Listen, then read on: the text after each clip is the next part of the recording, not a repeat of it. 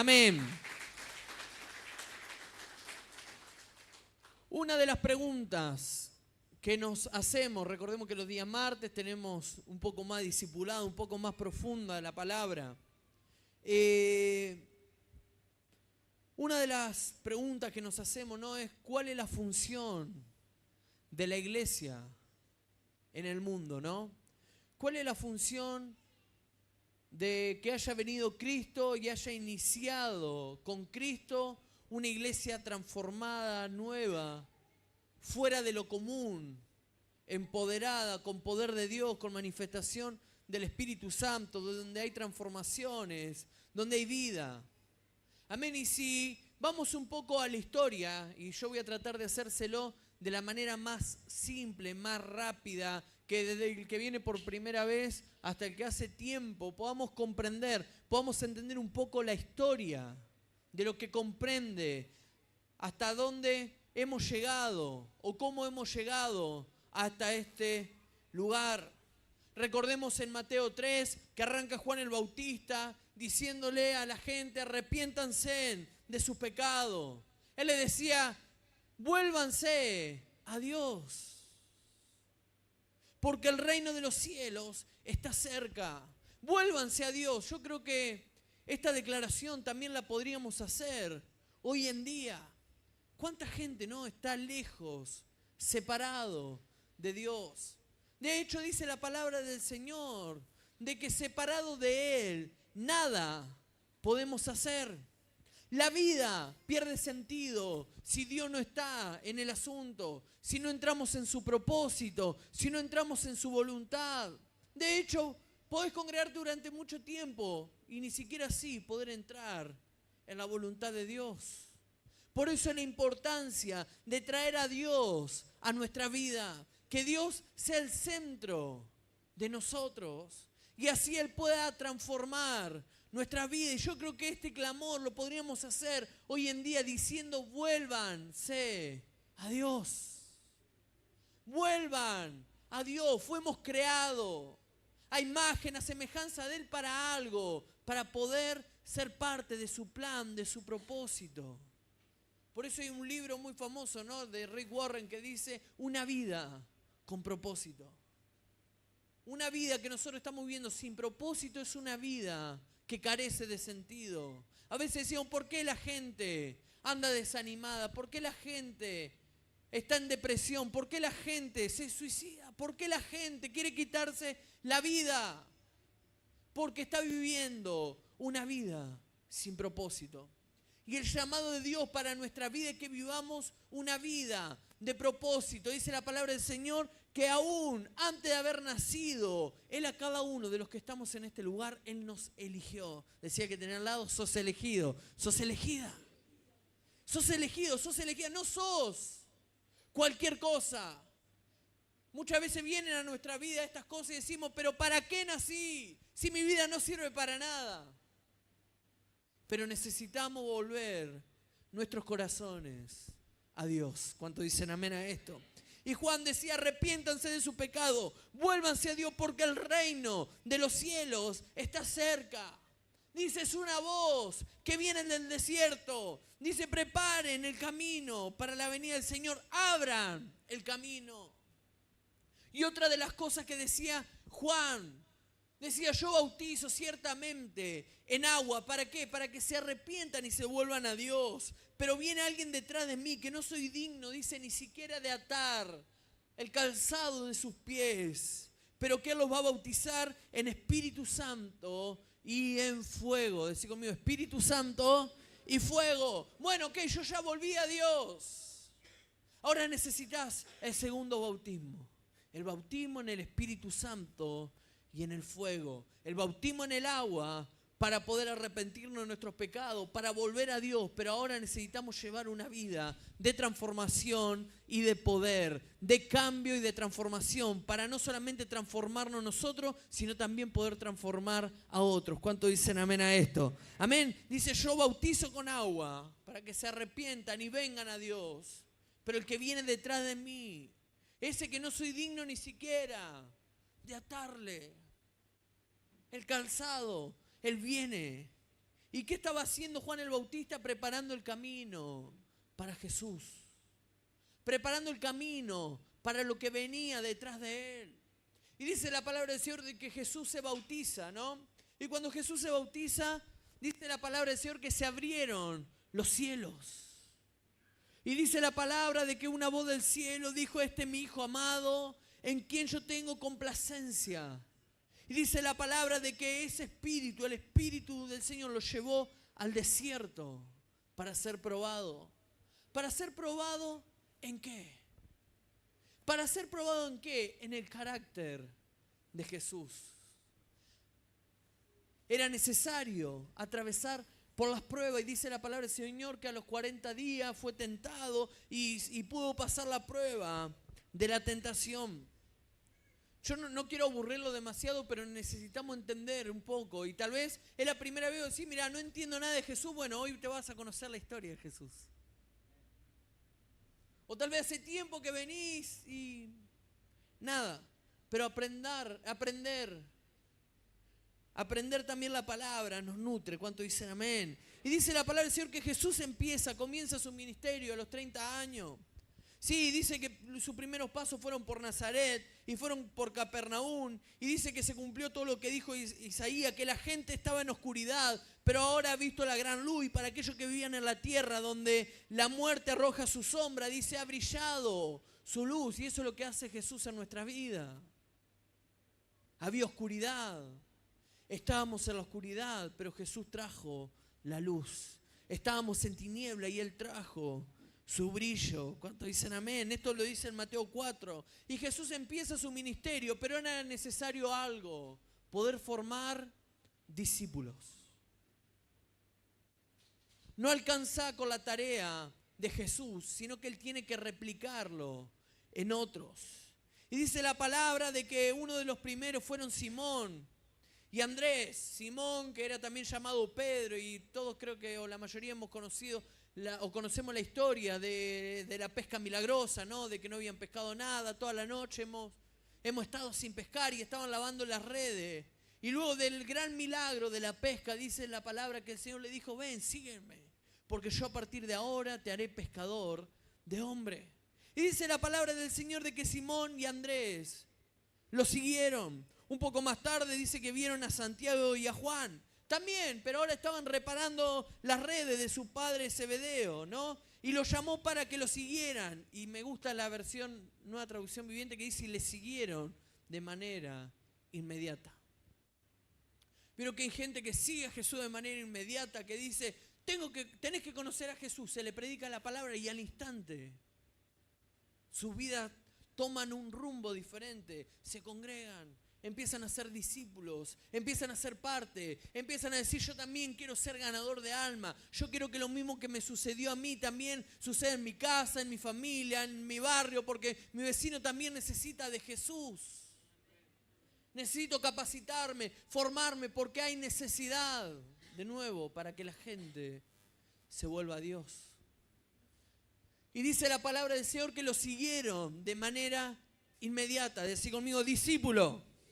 Dice la palabra que al día siguiente Jesús va a Galilea y se encuentra con Felipe, y resulta que Felipe era de la misma ciudad que Simón y que Andrés, y que lo siguen también, y empieza a seguir a Jesús, y así empieza a sumar uno a uno, ¿no?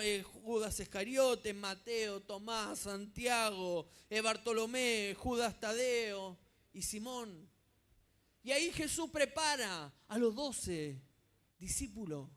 12 personas con las cuales iban a hacer posible la tarea del ministerio.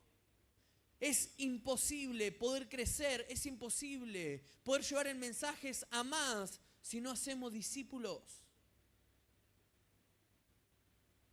A veces miramos nosotros, y también es una etapa de madurez. Cuando venimos al Señor, venimos con 1000 cosas por resolver. 1000 cosas por resolver, pero el Señor transforma nuestras vidas, nos cambia. Y a partir de ese momento traemos madurez a nuestra vida, de tal forma que ya no nos miramos a nosotros mismos, sino que podemos mirar también la necesidad del otro. ¿Cuántos dicen amén a esto? No solamente miro mi problema, sino que ahora puedo ver la necesidad que hay en los demás. y traemos el ministerio, dice la palabra, de reconciliación, que es, hey, vengan, vuélvanse a Dios. Y es parte de lo que como iglesia tenemos que hacer. Bueno, es que yo ya vengo, pero ahora necesitamos replicarnos en otros. Ahora, ¿para qué Jesús quería tener discípulos? Para decir, wow, tengo un grupo de seguidores. Para decir, mirá, tengo gente que cree en mi visión, que cree en lo que el Padre me mandó a hacer. ¿Creen que era para eso? No, ¿era para qué? Para hacer algo que era mayor que Él. Cuando Jesús empieza a reclutarlos, ellos simplemente eran seguidores de Jesús. Pero ¿qué veía Jesús en ellos? Veía los futuros apóstoles, los futuros que iban a llevar el mensaje, que dentro de 3 años iban a ser llenos del Espíritu Santo, iban a transformar la vida de otro, no solamente la vida de su familia, sino que iban a ir ciudad por ciudad, aldea por aldea, predicando la palabra del Señor y que hoy nos llegue a cada uno de nosotros. ¿Cuántos están contentos con esto? Amén. En el plan de Dios. No eran los 3 años de Él. En el plan de Dios también estábamos nosotros. Qué grandioso.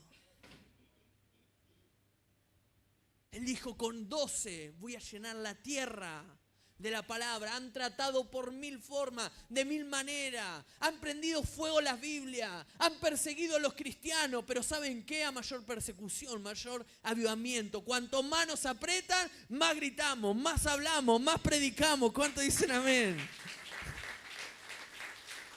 Por eso a veces son necesarias las persecuciones, a veces es necesario. Recuerdo en pandemia, no, los chicos son testigos, más nos hacían encerrar y más predicábamos afuera. No sabíamos, era peor lo que estaban haciendo. Recuerdo que llegábamos a 2.000, 3.000, 5.000, 10.000 reproducciones de cada uno de los videos. Llegábamos a más gente que congregándonos nosotros. Pero nos quisieron callar, nos quisieron silenciar y gritamos más fuerte.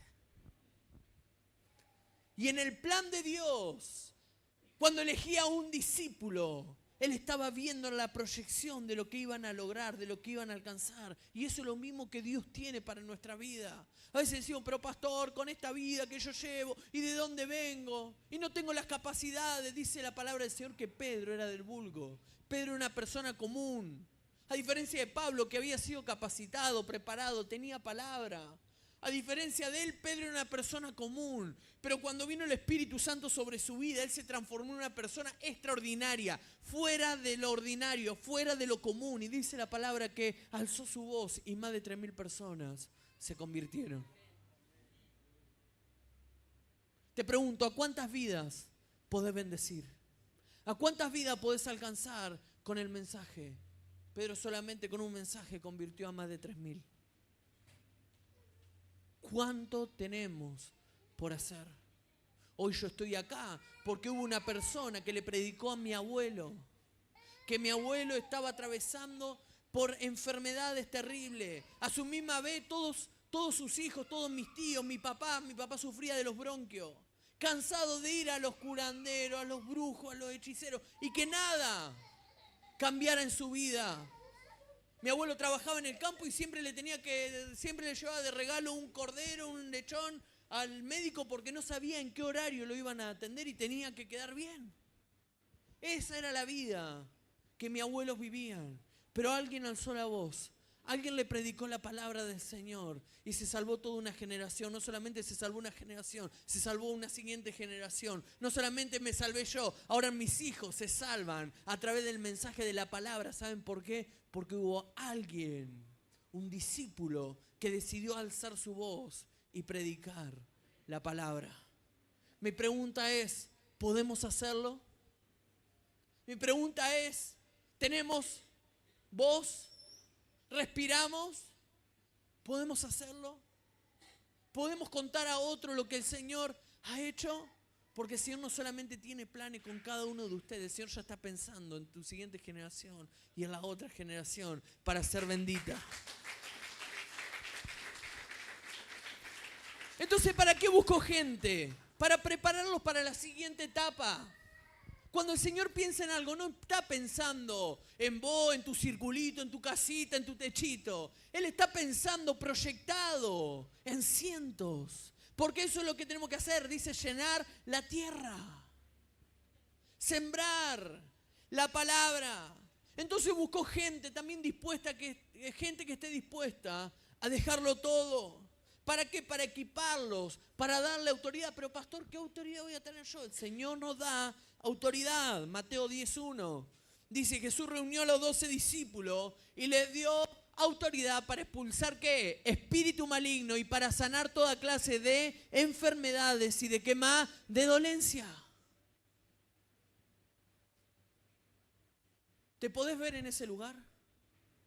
Es decir, yo voy a ser parte de los que el Señor va a usar para sanar a los enfermos. De los que va a usar el Señor para alcanzar a los que están en enfermedad y llevarle una palabra y que esa persona reciba la sanidad. Los empoderó. Vieron que hoy estamos en la etapa del empoderamiento, ¿sí? El empoderamiento de la mujer, el patriarcado del hombre, el poder, ¿sí? En el último debate presidencial se habló también de más o menos lo mismo. El poder. Todo el mundo tiene hambre de poder. ¿De poder qué? El poder que el Señor nos da. No solamente para nosotros, es para que otras vidas también sean tocadas. Y dice que Él los mandó a las ovejas perdidas de Dios. Te pregunto, ¿cuánta gente a tu alrededor hay que está perdida? Y le dice, vayan y anuncien que el reino de Dios está cerca. En Mateo 10:8 dice, sanen los enfermos, resuciten los muertos, curen a los que tienen lepra, expulsen los demonios. Dice, den tan gratuitamente como han recibido. La versión Reina Valera dice, porque de gracia recibiste, de gracia da. ¿Cuánto están agradecidos a Dios? ¿Él ha hecho algo en tu vida? ¿Él transformó tu vida? ¿Amén? ¿Algo ha cambiado? ¿Cómo lo recibiste? Decí conmigo, de gracia. ¿Vieron que hay veces que decimos, ay, no sé cómo agradecer? ¿Quieren agradecer a Dios? ¿Quieren agradecer a Dios por lo que... ¿Son agradecidos a Dios realmente? Porque el que es agradecido, ¿saben qué? Muestra gratitud. Pero cuando creemos que nos deben algo, no podemos mostrar la gratitud. Pero cuando somos agradecidos a Dios y decimos, Señor, te doy gracias por lo que has hecho en mi vida. Señor, estoy en un proceso de transformación, ahora yo necesito devolverlo dándoselo a otro. ¿Cuánto están entendiendo lo que estoy diciendo? Ahora Jesús preparó 12, decí conmigo 12. 12 personas preparó. Pero dice también en Lucas, capítulo 10, versículo 1, dice, después el Señor escogió a otros 72 discípulos. ¿Cuántos empezaron? 12. Ahora, ¿cuántos son? 72. Él escogió a 12. ¿Y qué hicieron esos 12? Formaron otros discípulos. Predicaron a otros. Y ahora ya no son 12. Ahora son 72. Es que pastor, yo vine solo, pero ahora somos 5 o 6 los que vinimos. Yo empecé viniendo solo al grupo de jóvenes y traje a mi familia. ¿Cuántos hay así? Yo vine solo y después traje a mi mamá, a mi papá, porque de eso se trata. Eran 12, ahora ¿cuántos son? 72. Dice, y lo envió de 2 en 2 delante de él a todas, ¿qué? Decí conmigo, las ciudades, a los lugares que tenía pensado visitar. ¿Y qué le dio? Las siguientes instrucciones. ¿Qué instrucciones le da? Porque el Señor nunca te va a mandar a un lugar sin instrucciones. Ay, no sé, caí acá como caído del cielo. No. Cuando el Señor te manda a un lugar, te da instrucciones. Si vas a un lugar y caes como que no sé qué pasó acá, es porque te mandaste solo. Cuando el Señor te manda, te pone gente que te da instrucciones. Y dice la palabra de Dios que la instrucción era la siguiente. La cosecha es grande, pero los obreros son pocos. Hace conmigo. La cosecha es grande, así, grande, pero somos pocos. Poco pero bueno, pastor.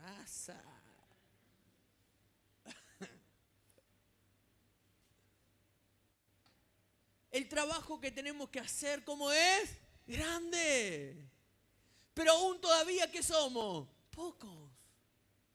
El otro día, lo comenté el día domingo, nos reunimos con los pastores de Venado.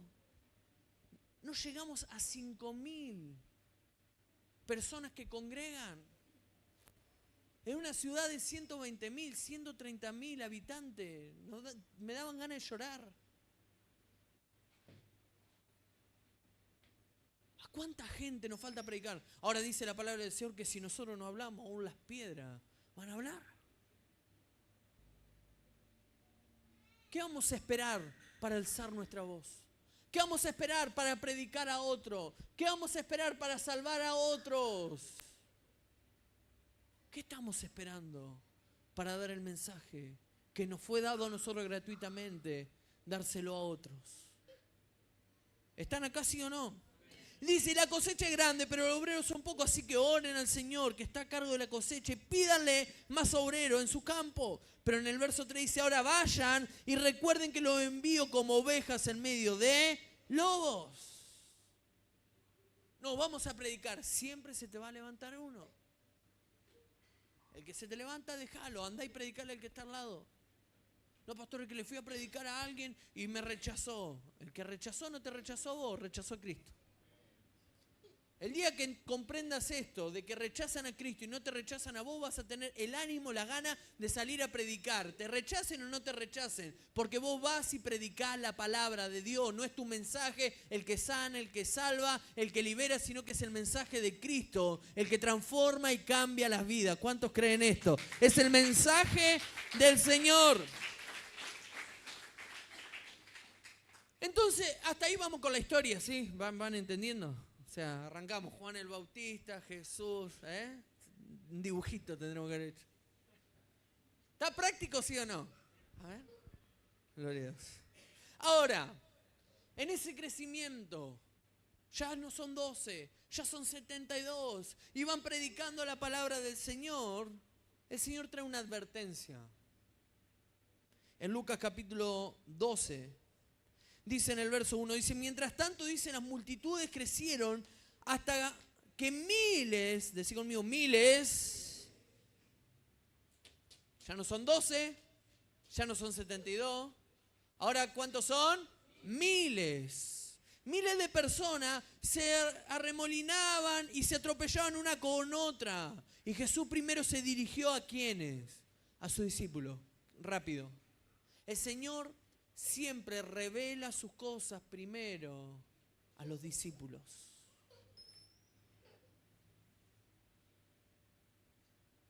Él se da vuelta. ¿Vieron que está esa frase famosa, no? No están listos para esta conversación. Jesús los miró a los miles y le dijo, muchachos, no están listos para esta conversación. Se dio vuelta y le habla a los discípulos. ¿Por qué? Porque el discípulo tiene una mayor madurez para poder recibir la palabra. Por eso Pablo dice, ¿hasta cuándo le vamos a dar leche? Ya es el tiempo en el que coman la carne. Pero a veces estamos así, 10 años en la iglesia y, pastor, ¿cuándo me va a dar la mamadera? No creciste.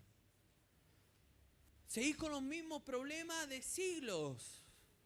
Necesitamos madurar porque no se trata de nosotros, se trata de algo mayor que nosotros mismos. Y dice la palabra que se dirige a su discípulo y le advierte y le dice, tengan cuidado con la levadura de los fariseos, es decir, su hipocresía. Dice, llegará el tiempo en el que todo lo que está encubierto, ¿qué va a pasar? Va a ser revelado. Y todo lo secreto se dará a conocer. No, esto que yo hago no se entera nadie, pastor. Se sabe. No, es que esto nadie lo va a saber. Dice la palabra que no hay nada oculto que no salga a la luz. Pero fue un chismecito nomás. chiquito.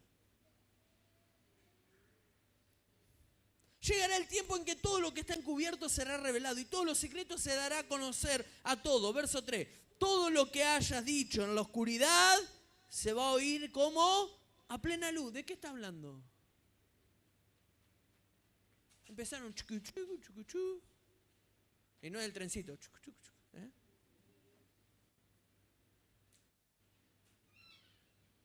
Y todo lo que hayan susurrado a puertas como cerradas. Vení, te tengo que decir algo. Acá no nos escucha nadie. Dios te está escuchando.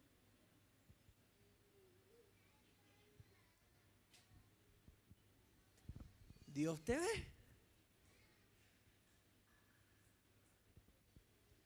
¿Y qué dice? Se gritará. ¿Desde dónde? ¿Desde qué? O sea, lo dije a puerta. Ahora se grita ¿de dónde? Desde los techos para que todo el mundo lo oiga. ¿Qué empezó a suceder? ¿Qué empezó a pasar?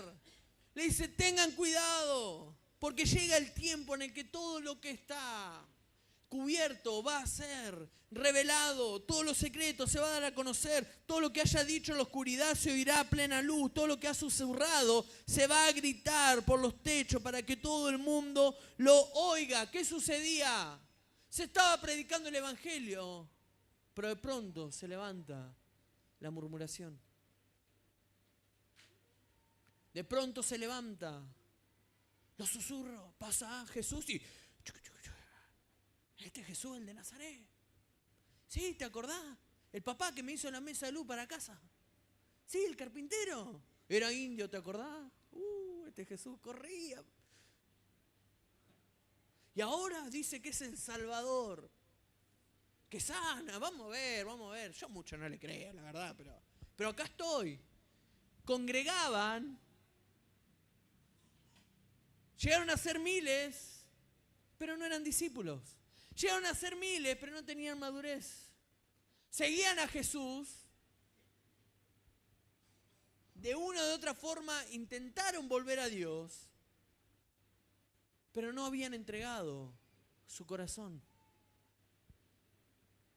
Lo seguían por la fama, lo seguían por la reputación, pero no lo seguían para ser discípulo. Y quiero decirte algo, esto es lo peor que le puede suceder a un pastor. Por eso es que vos a veces ves iglesias que crecieron, crecieron y ¿qué pasó? Se bajaron. Fueron la espuma de la Coca-Cola. ¿Por qué? Porque nos tenemos que ocupar de formar discípulos, no solamente seguidores. La otra vez me dice uno, pastor, yo lo sigo a usted en las redes. No, quiero que me siga en las redes, quiero que sea un discípulo. Que te congregue, que venga, que aprendas. Pero yo lo sigo, todos los mensajes. Pero no sos un discípulo. Necesitamos discípulos. Gente que esté dispuesta, como Simón, como Andrés, te voy a seguir. Voy a seguir. Los demás discípulos y al instante le siguieron. Entender de que el Señor nos llama. No para los susurros, no para el chuchuchú, sino que el Señor nos llama a formar parte de su gran equipo. ¿Cuánto dicen amén? Gloria a Dios. Y en Lucas capítulo 14, verso 25, dice, y una gran multitud le seguía. ¿Y qué pasó? Que él se dio vuelta y dijo, si quieres ser mi discípulo, debe aborrecer a los demás, a tu padre, madre, esposa, hijo, hermano y hermana, sí, hasta tu propia vida. ¿De qué está hablando esto? Algunos dicen, que ahora no le voy a hablar más a mi mamá. No está hablando de eso. Ahora le voy a decir, no, mi mamá, no, ahora soy cristiano evangélico. Mirá la Biblia que me compré. Aleluya. No me hables, pecadora. Santo es el Señor. No. Se trata de establecer prioridades. Prioridades. De eso se trata. Por eso cuando lo fueron a buscar a Jesús, dice, hey, tu madre, tu padre te están buscando. ¿Y qué dijo? No, para. Mi familia, ¿saben quiénes son? Los que hacen la voluntad de Dios. Repito esto. Mi familia son los que hacen la voluntad de Dios. ¿Significaba de que Jesús no amara a su mamá? ¿De que no amara a sus hermanos? Por supuesto que sí, pero Él tenía una prioridad y esa debe ser nuestra prioridad. Establecer el reino de Dios, ser discípulo y por sobre todas las cosas cumplir el rol que fuimos llamados, que es hacer su voluntad. ¿Cuántos dicen amén? Gloria a Dios. Dice, de lo contrario, no puede ser mi discípulo. Ay, pastor, ¿cómo me gustaría ser discípulo? Tenemos que entender qué significa ser discípulo. ¿Qué significa? Dice en el 27, además, si no cargas tu propia cruz y me sigues, no puedes ser mi discípulo. Ahora, ¿cómo tomamos la cruz nosotros? Ay, pastor, la cruz que estoy llevando, un martirio. No se trata de esa cruz, sino que Jesús usó de manera deliberada, metafórica, la palabra, llevar la cruz, el símbolo, para ayudar a los discípulos a entender mejor lo que es el sacrificio, lo que es la devoción a la causa del Señor, que verdaderamente significa, ¿qué significa? Morir a sí mismo. Porque el llamado es a una entrega absoluta. No con un pie acá y el otro acá. Cuando puedo me escapo, pero cuando puedo también vuelvo, pastor. Sino que a una entrega absoluta. ¿Y saben qué? En ese momento ellos no lo están comprendiendo, no lo están entendiendo, porque Jesús todavía no había ido a la cruz. Pero Jesús fue la muestra de llevar verdaderamente la cruz. ¿Y cuál fue la muestra de llevar verdaderamente la cruz de Jesús? Y quiero que entienda esto y podamos entrar a esta revelación para que se nos aclare el panorama de qué significa ser discípulos. Aquel que establece prioridades, aquel que lleva su cruz y lo sigue, ¿qué significa? Y Jesús lo demostró. ¿Cómo fue la demostración de Jesús? Y quiero que lo puedas comprender, lo puedas entender, que es cumplir la voluntad de Dios por encima de Él. Jesús está en Getsemaní y dice que no se haga tu voluntad, que no se haga mi voluntad, sino que la tuya. Señor, pasa de mí esta copa, Señor, pasa de mí esta copa, Señor, pasa de mí esta copa. Pero el Señor le dijo una cosa en lágrima de sangre, que no se haga mi voluntad, sino que se haga la tuya. Y cargó la cruz y la llevó porque no se cumplía su voluntad, se cumplía la voluntad de Él sobre su vida. No le importó morir por la causa, sino que decidió, no por Él, sino por el propósito. Muchas veces no estamos sirviendo por nosotros, estamos sirviendo por la causa, por el propósito. O a veces creen que su pastor no está cansado, no tiene días difíciles, no tiene complicaciones, pero entiendo de que es por algo mayor que yo. Es cumplirle la voluntad a Dios, es cumplir su propósito, que no son mis ganas, que no son mis fuerzas, sino que entiendo de que Él me mandó a hacer algo y simplemente eso es lo único que tengo que hacer. ¿Cuántos dicen amén? Juan 14, Jesús promete al Espíritu Santo. Y dice, lo va a guiar a toda verdad. No lo voy a abandonar, sino que le dejaré, dice uno, en definitiva, de una de mi misma talla. Alguien que es igual a mí. Pero también hace un paréntesis en esa descripción de quién era el Espíritu Santo y dice, porque el que no me ama no me obedece. No, pastor, yo amo a Dios. ¿De verdad lo amás? Lo amo a Dios con toda mi fuerza. Si lo amás a Dios con toda tu fuerza, lo primero que tienes que hacer es obedecerle. Y obedecerle significa que muchas veces agarramos nuestra voluntad, lo que nosotros, nuestros caprichitos, los enterramos y hacemos lo que Él nos mandó a hacer. El llamado que el Señor nos hizo. Dice el Espíritu Santo, Él le enseñará todas las cosas. Y finalmente Jesús se va, ya voy terminando. Y Él le dice, ¿saben qué? Ahora vayan y prediquen las buenas nuevas, las buenas noticias.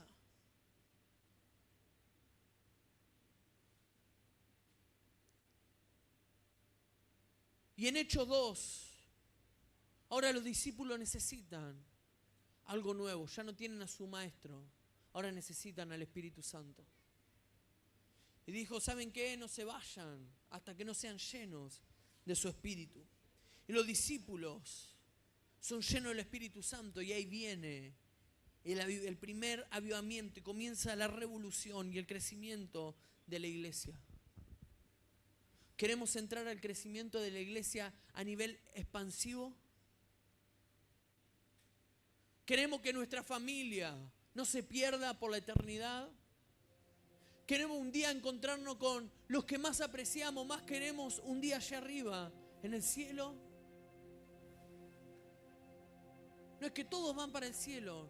Perdón, la Biblia no lo dice así, la Biblia no lo dice así. Solo los hijos de Dios, los constituidos hijos de Dios, y no por buenas obras, sino por haber aceptado a su Hijo. No es que yo quiero que un día nos encontremos todos allá arriba. Necesitamos predicarle a los que más queremos. No es que yo la amo a la tía Porota. Pero si no le predicás a la tía Porota, un día se va a perder. Una de las cosas que más llama la atención en las iglesias es que ya no hay padres que oran por sus hijos que se están perdiendo. Madres que oran. Necesitamos volver a soltar este mensaje. Vuélvanse a Dios. Vuélvanse a Dios.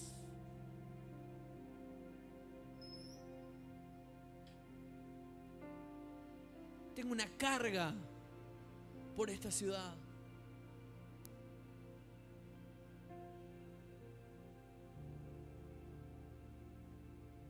Tengo una carga. De mitad de enero en adelante vamos a salir a la calle. Al menos una vez a la semana vamos a salir y vamos a salir a la calle a predicar. Haremos campaña, montaremos sonido, invertiremos hasta lo que no tenemos. Pero no podemos permitir de que se pierda. Si los demás están conformes con la cantidad de gente que conoce a Cristo, yo no me puedo conformar. No lo podemos hacer solo. Necesitamos gente que quiera ser discípulo. Gente que se atreva a predicar el Evangelio. Gente que se ponga la camiseta no de IDP, la camiseta de Cristo. Y que busque esa gente. Hay gente que rechaza la palabra, pero hay gente que está desesperada porque alguien vaya y le dé el mensaje. ¿Qué mensaje? Tu testimonio. ¿Acaso Dios no te cambió? ¿Acaso Dios no hizo algo en tu casa, en tu familia? Si esto no funcionaría, no viene nadie. Pero predicamos un evangelio que transforma, que cambia las vidas, que toca a las familias, que restaura y no estamos quedando callados. Perdón que lo diga con tanta vehemencia, con tanta euforia, pero es desesperante.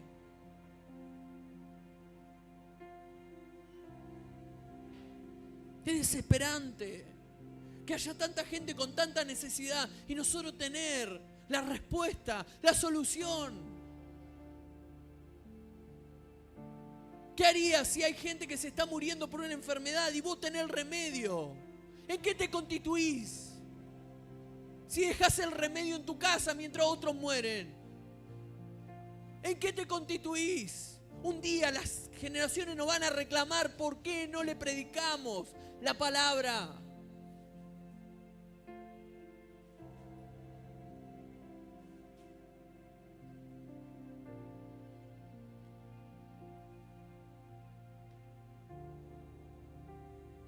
Es que yo, pastor, vengo por mi problemita.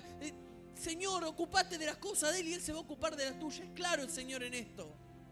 No es que, pastor, yo vengo por mi problema. Tu problema quedará solucionado el día que busque primero el reino de Dios, que busque primero su justicia. El Señor va a traer todas las soluciones a todos tus problemas. Hay veces que yo me he ido con preocupaciones a predicar la palabra del Señor y he estado volviendo de viaje y el Señor ha traído una respuesta, una solución, un milagro sucedido, porque primero buscamos el reino de Dios, su justicia, y las demás cosas vienen agregadas, vienen en el paquete. Dice, Señor, ocupate de mí, que yo me voy a ocupar de vos. El día que dejemos de mirar nuestros ombligos y empecemos a ver el mundo que se está perdiendo, empezaremos a ser la verdadera iglesia. No la que se reúne los martes, no la que se reúne los domingos, sino la iglesia que transforma y que cambia las vidas. Pero para eso se necesitan discípulos que estén dispuestos a pagar el precio, que se comprometan. ¿Cómo era la primera iglesia? Hechos 2:42 dice, y todos los creyentes se dedicaban a la enseñanza de los apóstoles, a la comunión fraternal, a participar juntos de la comida. ¿Qué es lo que estamos haciendo los viernes cuando nos juntamos? El viernes pasado, hermosa la reunión de hombres, pero algunos no estuvieron. Pueden tener su buena excusa y está bien. Es que a mí me gusta, pastor, cuando usted predica, pero eso de comer no. La primera iglesia se juntaban todos juntos. Eran miles. Y se juntaban. Y compartían. Participaban juntos de la comida, de la cena del Señor y en la oración. Y dice, y un profundo temor reverente vino sobre todos ellos, y los apóstoles realizaban muchas señales milagrosas, maravillas. 44, y todos los creyentes se reunían en un mismo lugar y compartían todo lo que tenían. 45, vendían sus propiedades, sus posesiones, compartían el dinero con aquellos en necesidad. Verso 46, adoraban juntos en el templo. ¿Dónde? No, pastor, es que yo lo miro por YouTube. No pudiste venir, está en tu trabajo, YouTube es tu alternativa. Nosotros hemos venido viajando, que le ha tocado predicar a Mati, y nos hemos conectado con la iglesia de esa forma, porque no podemos estar. Pero ¿cuál es la forma?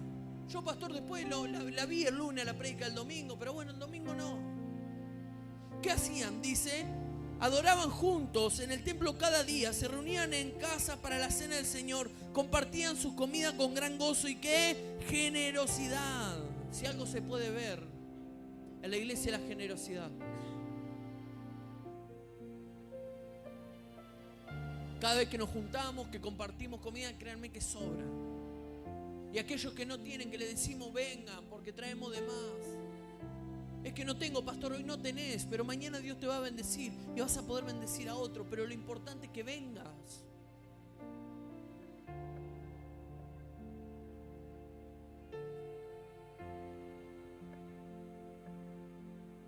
¿Dónde adoraban juntos a Dios?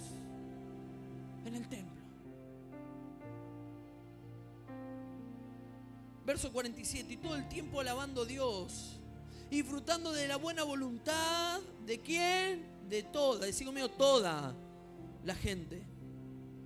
¿Qué sucedía en esos ambientes?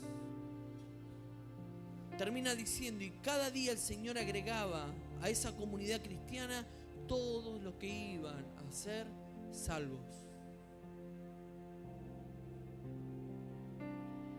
¿Cómo se agregaban? Adoraban juntos a Dios, compartían juntos, no había egoísmo, no había centralidad, no había yo soy el apóstol, no, todos juntos, todos juntos, todos juntos, y el Señor añadía todos los días lo que iban a ser salvos.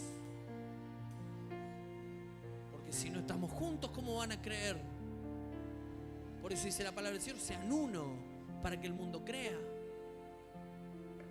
El día que venimos con rivalidades, el día que venimos con divisiones, el día que venimos con murmuración, hermanos, de todo corazón. Y espero no ser chocante con lo que yo le voy a decir. Pero Si algo no deseo en la iglesia que me toca pastorear, son la murmuración y el chusmerío. Usted tiene que hablar algo de mí, no tenga miedo, venga y hable conmigo. Y lo que usted piense mal de mí, venga y dígamelo. Y si tengo una respuesta para dárselo, se la voy a dar. De por qué se hacen las cosas así. Pero no ande murmurando. Porque usted tal vez no se va a perder y se va a ir a otra iglesia o se va a ir a otro lado y no se va a perder. Pero tal vez al que le está susurrando se va a perder por la eternidad. Y las grietas terminan causando divisiones dentro de las iglesias. Yo tengo una forma muy práctica de resolver el chusmerío. Junto a los dos y se terminó. Porque entiendo el daño que causa la iglesia. Y se trabaja duro. Se trabaja duro para sostener lo que el Señor nos mandó a hacer. No nos quedamos quietos. No nos paramos mirando. Sino que provocamos que el reino de Dios avance, crezca y muchos más puedan ser afectados. Y hoy tal vez puede ser tu primera, segunda, tercera vez. O hace mucho tiempo que viene o hace poco tiempo. Pero hoy puede decir, a partir de ahora voy a ser un discípulo del Señor. Hoy me propongo a ser un discípulo. Estoy dispuesto a no ser parte de los miles, a ser parte de los 72 y a ser parte de los 12. A dejarme de ver mi problemita y mirar los problemas que hay alrededor. Y hay mucha gente que necesita que este mensaje les sea predicado. ¿Y qué necesita? De vos. Decí conmigo, de mí. Bueno, ya tengo 4 o 5. Decí conmigo, de mí. No, señálate. Hacete cargo. De gracia recibiste, de gracia da. Formate como un discípulo. Formate como un discípulo. Lleva tu cruz. Morí a vos mismo. No siempre vas a tener ganas de venir a adorar todos juntos, pero vencelas. No siempre vas a tener el deseo de levantarte a las 9:30 de la mañana para venir a las 10 o a las 9 para venir a las 9:30. Pero recordás de que hay alguien que murió por vos, de que hay alguien que cargó su cruz y lo siguió y que formó discípulos y que transformó la vida y que transformó a otro y a otro y a otro, y por eso nos llegó el mensaje a nosotros.